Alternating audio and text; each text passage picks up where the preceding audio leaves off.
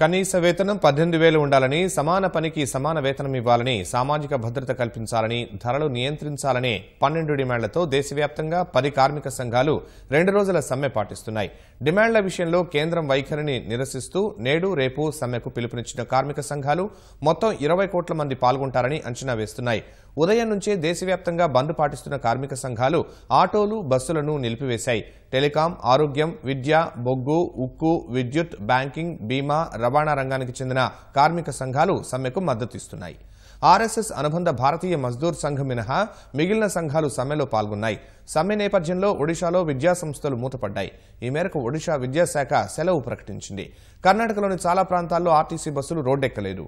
Auto taxi సర్వీసులు నిలిచిపోయాయి. పలు విద్యాసంస్థలు పరీక్షలను వాయిదా వేశాయి. ఆంధ్రప్రదేశ్, తెలంగాణలోనూ ఆటో, ట్రాలీ, క్యాబ్ సంఘాలు సమ్మెకు మద్దతు పలికాయి.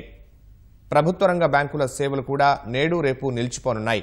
బంగాల్తో బంద్ ఉండబోదని ముఖ్యమంత్రి మమతా బెనర్జీ స్పష్టం చేశారు. రాష్ట్ర ప్రభుత్వ ఉద్యోగులు ఎవరికీ నేడు రేపు సాధారణ సెలవు, సగం రోజు సెలవులు ఇవ్వబోమని ఆమె స్పష్టం చేశారు.